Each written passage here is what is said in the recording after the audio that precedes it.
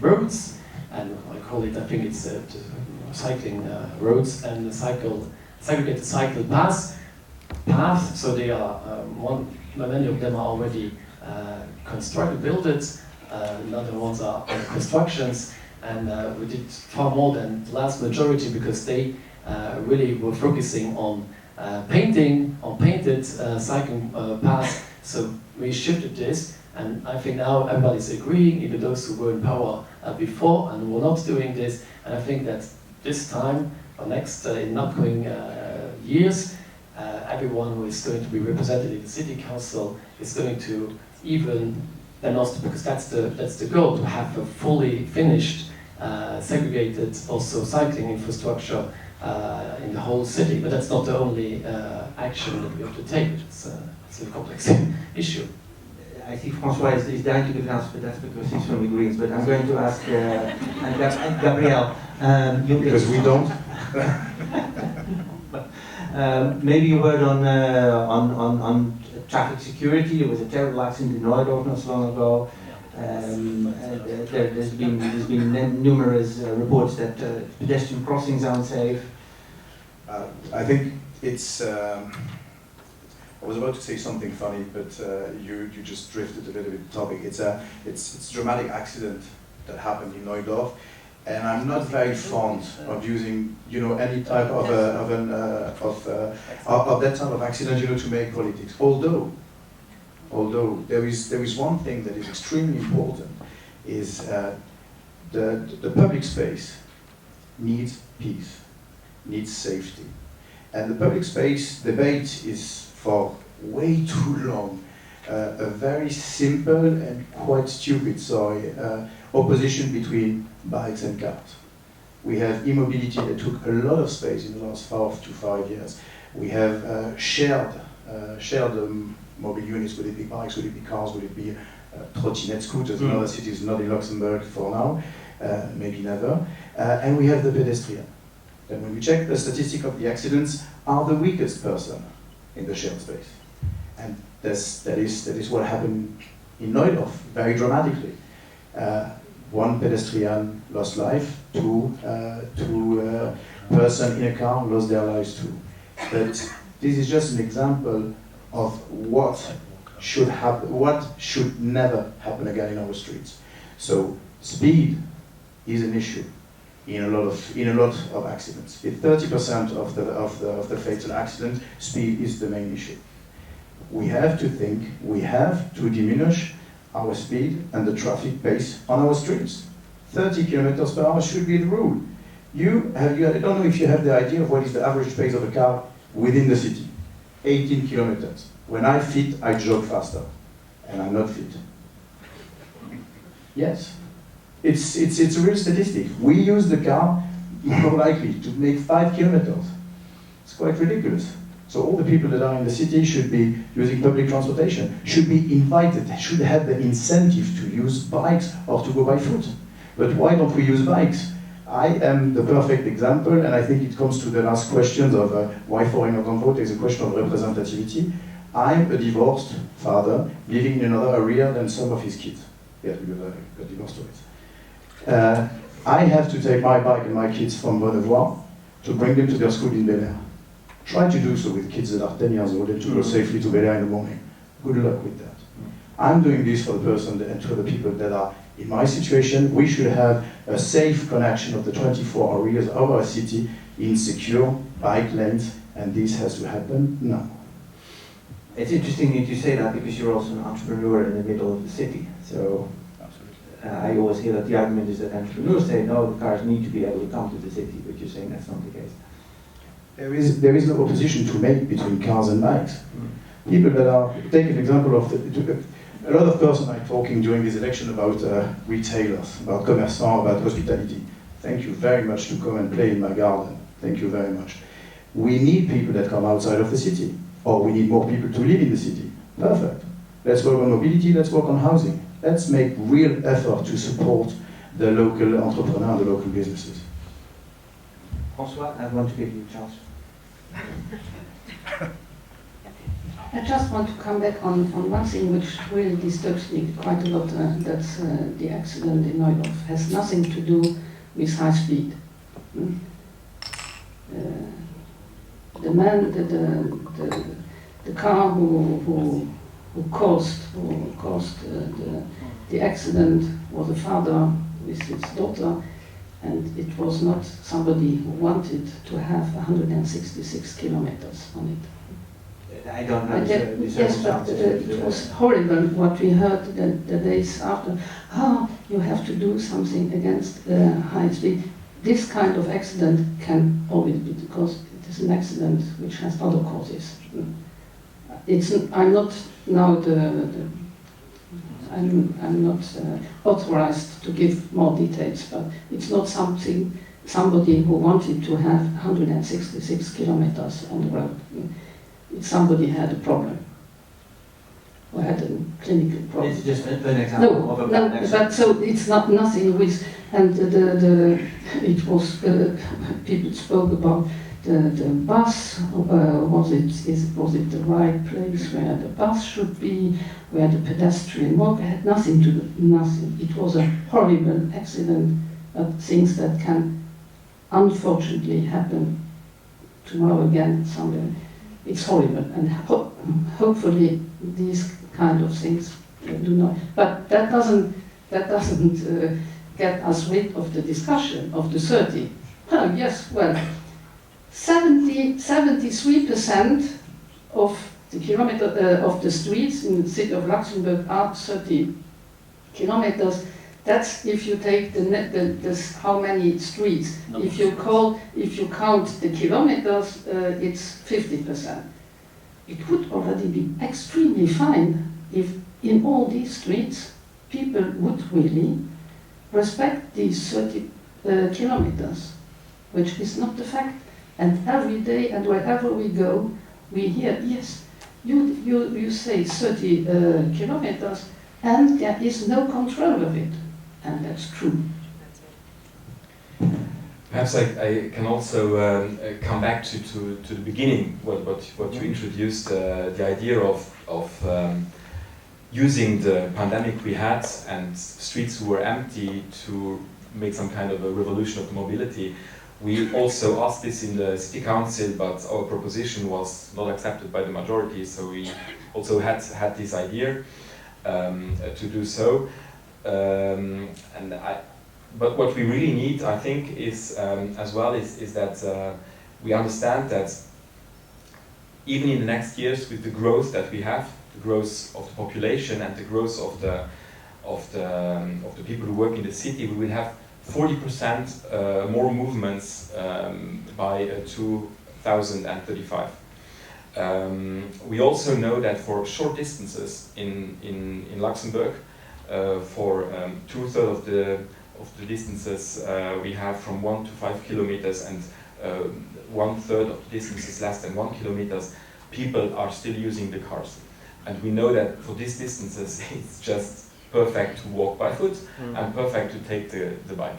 But in Luxembourg City, people, well, they can't take the bike because it's not always safe to bike, not everywhere. There were a lot of improvement during the last years, especially next to the tram, where we really made a completely different urbanistic design of the city, something my party was fighting for during decades. Now we have it, and now we have to make this also for the future. The example that Mrs. Polfer just said of the 30 zones. Yes, we have a lot of 30 zones in the Luxembourg city where the cars are supposed to drive 30, but we have to make also other improvements. We have to put chicanes there, we have to put bumps there, we have to reorganize the traffic differently, that the cars can't drive fast, because we will never have the possibility to put a policeman on every corner. So we have to make improvements in the system, how the traffic flows, and the infrastructure. And this really needs that for the next years. It's a really challenge that we reorganize the transport in a completely different way, priority in the city for bicycles and for pedestrians and for sure public transport. And yeah, if we need more space, car traffic has to be organized in a different way. For example, for me, it's sure that in the next years we have to reorganize in a way that you can't drive directly with your car from A to B, but you have to drive around, and then we have more space to create security for pedestrians, for bicycles, and also place for more greenery, because we also have to tackle the climate crisis and we need to green our city and to create a more livable around, and mobility really is the key for all of this. But we have really to set a priority to this, and this is what the majority for the last years they did I not. want to move on to the next uncontroversial subject, but I see that Serge is willing to. Yes, and I really have now, the moment is come to give some figures of the city of Luxembourg, which is the challenge of this city for all, and which fortunately we share with the Minister of Transport. Just three figures. The city of Luxembourg, the territory of the city of Luxembourg is 2% of the whole national territory. Out of the 2%, half of it is green.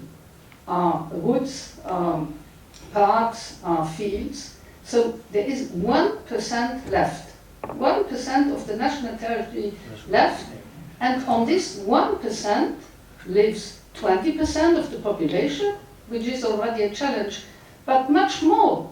On this 1% are 40% of the employment of this country. And that's the real challenge when we speak about mobility, because we need the people coming in. Every day there are 120 people, 1,000 people coming in every day into the city. And there we need public transport, and much better public transport than we have up to now. Had we only the people of the city of Luxembourg, well, we could manage it, all this, and we want it, and we want secure and pedestrian walkways, and we want secure for the cyclists. My whole family is also, it's not the question and the souci of one party. We all want it, but we all need also to see that the public transport for those people who are coming from the rest of the country, and I don't go into the details of the problems that we have now with the trains. Nobody said something about the trains coming from the north to the city. So we need a public transport which comes from and over the borders and from the rest of the country. Otherwise, we will not manage. And when I say we, it's not we, it's you, it's all the enterprises, it's all those who are working here. We will not manage the mobility for those who really give us this economic wealth that we all enjoy. And we need to keep the mobility. And for the people living in the city, and I agree with most of it, and we have done a lot in the last 6 years, we need to do more, but we need also to keep the city accessible for those who come in for working, because we need them very much. Okay, thank you. I think you all agree that something needs to improve, though. But I'll conclude on that. Especially I want to move on public transport. I want to move on to housing. Prime Minister Xavier Bettel has said that unaffordable property is the main reason for exclusion in this country. He's then come up with a list of proposals to address the issue.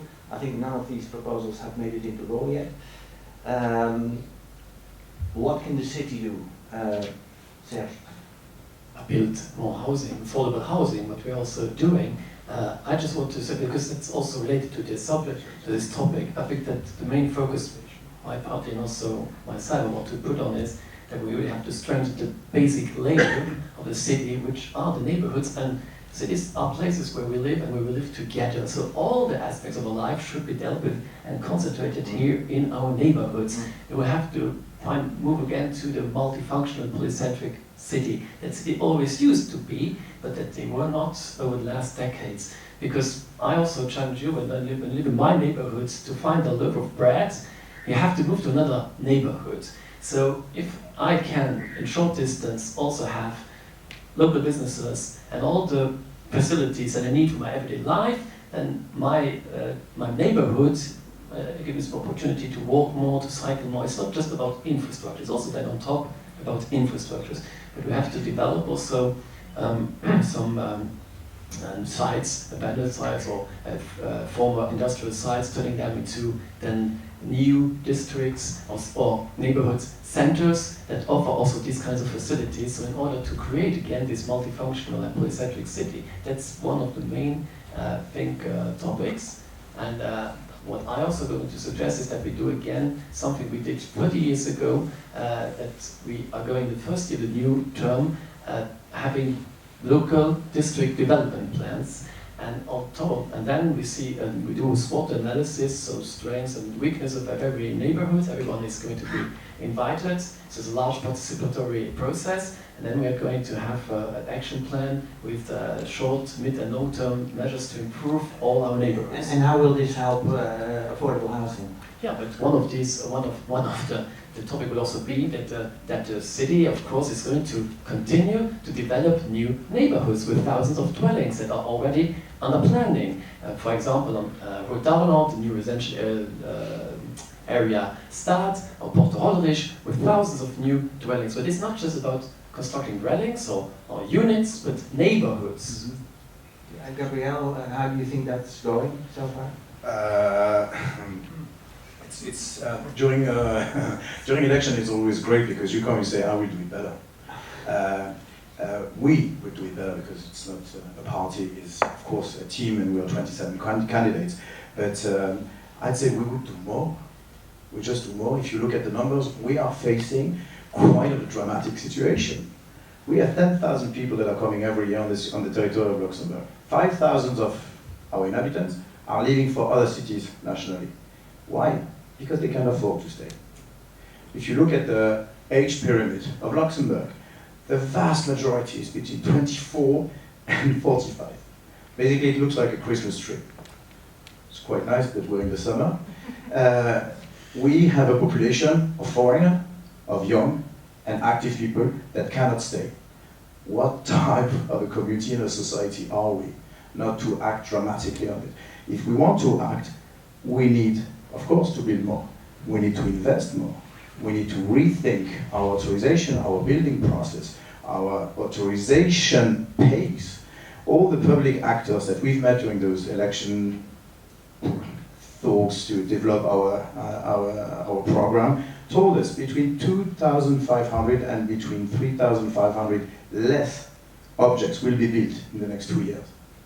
So those were planned to come. They will not come on the market due to economical issue, due to delays, due to whatever. We're going to miss those places to locate people. It's very simple. You say I'm an entrepreneur, I'm a